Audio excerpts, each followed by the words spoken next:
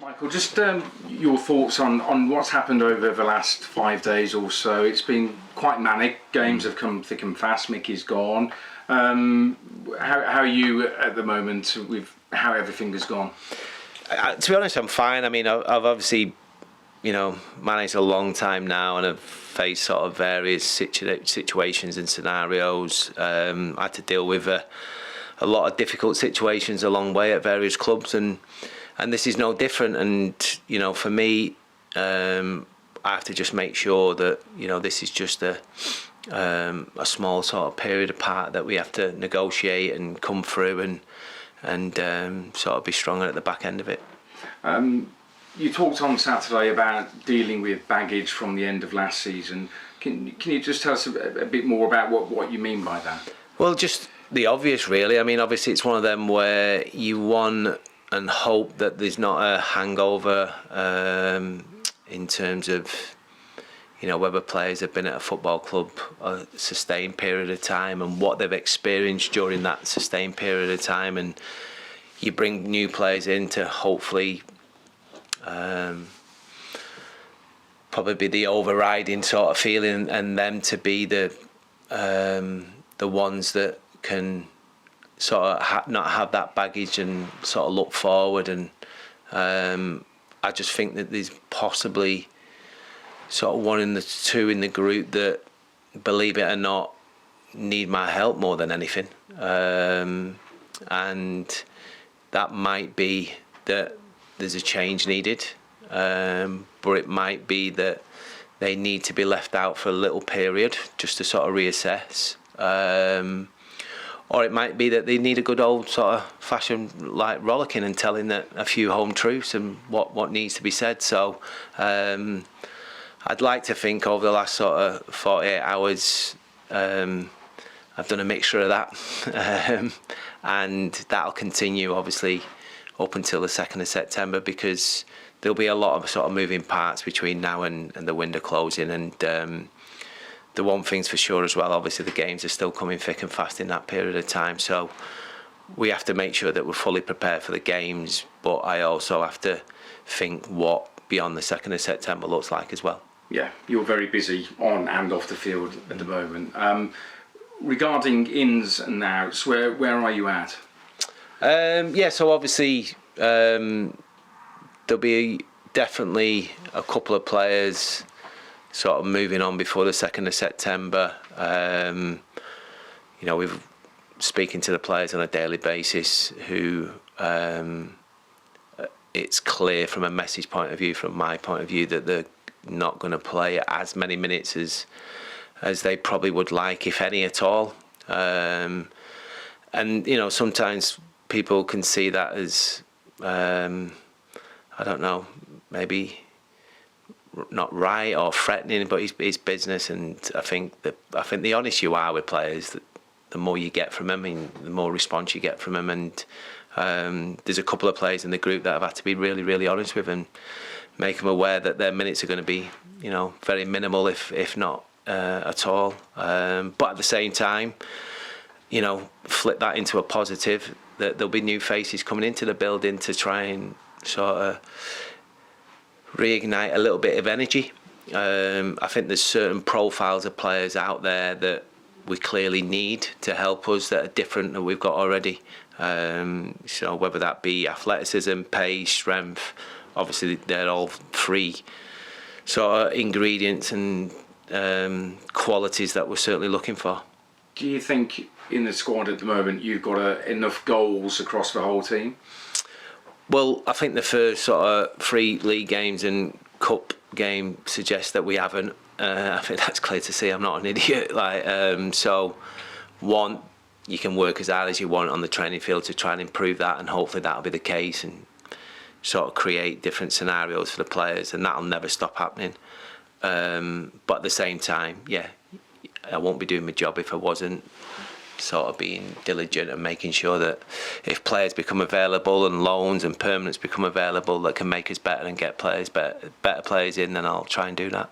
How are you finding being on the phone, as you said on Saturday, in speaking to players direct? Does it feel fresher, more natural for you? It's definitely more natural for me because I'm used to being honest and straight with people, and I'm not really good at the other side of it, if I'm being honest. Just there you go, a great example of it. No, it is. I like being straight with people.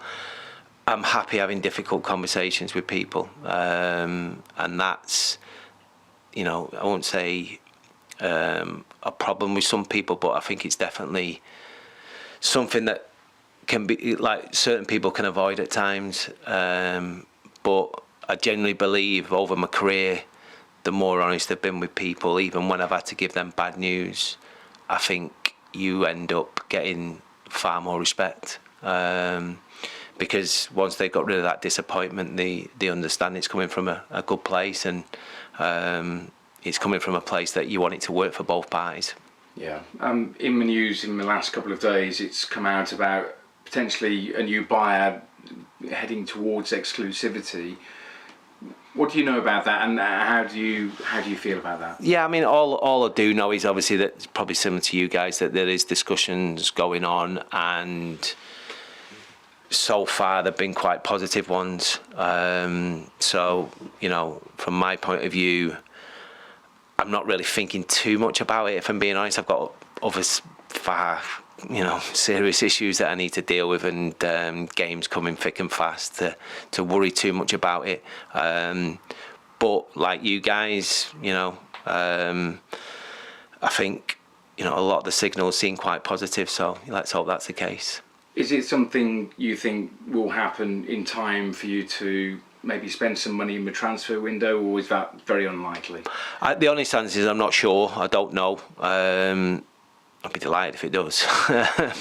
So, yeah, like anyone, that'd be fantastic. But I'm not going to put myself in a position where I try and hold on and expect and think that can happen. If that does happen, it's more of a bonus than anything.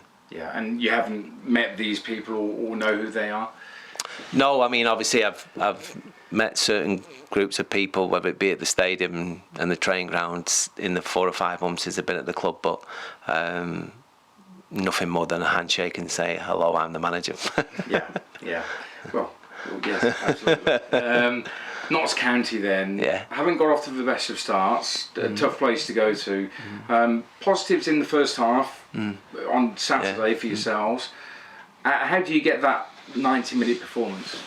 Well, with a lot of hard work and certainly a lot of soul searching. I think I have to remind myself to sort of take a step back and not sort of, from a mentality point of view, what happened last year clearly can be a little bit of an issue, and I've addressed that.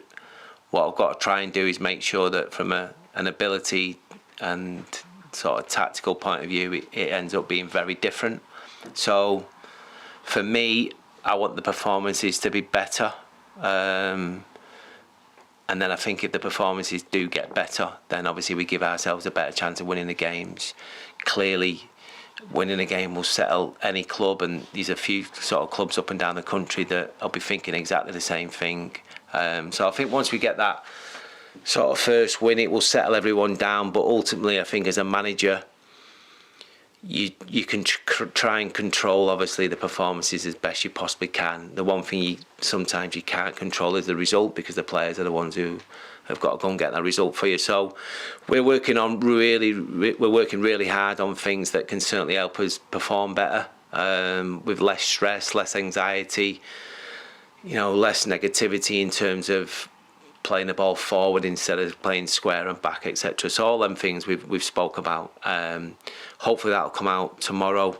Like I say, good side, tough side, have a very, very clear identity in how they want to play. Been a bit unfortunate in the games that I've watched. Been the better team in a lot of the games I've watched, but haven't got the results so far. So we have to try and make it as difficult as we can. We have to make them feel the type of pressure, I suppose, that we feel, I suppose, when we're at home because of those anxieties. So hopefully that'll be the case, and we can get a goal or two, because ultimately, performance, goals lead to wins. Yeah, you mentioned anxiety a couple of times, and clearly part of your strategy in the summer would have been to bring in new players, which you have done, and players who've had success, Tom Anderson and the like. Yeah.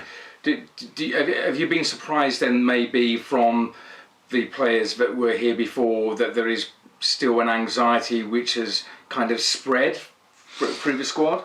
I think the reality is that in terms of the players that we've brought in, I don't think at any point they've all played, or at least 6 of the 8 have played. I could be wrong.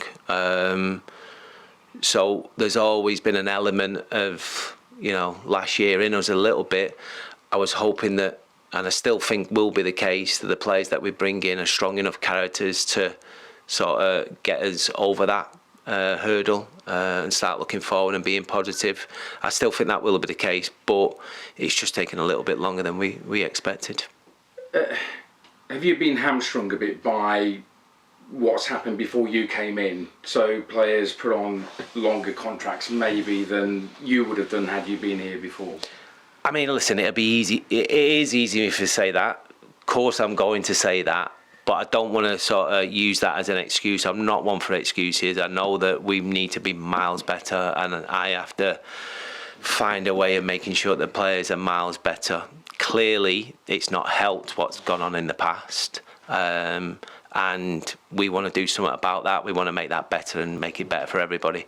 I.e., continue to bring in good footballers, better players, which will help get us goals and wins. But at the same time, that's why I said it after the game, and I've said it here today, is that, for us to have success, unfortunately, it's not just going to be about players coming into the building. Unfortunately, some players are going to have to leave the building.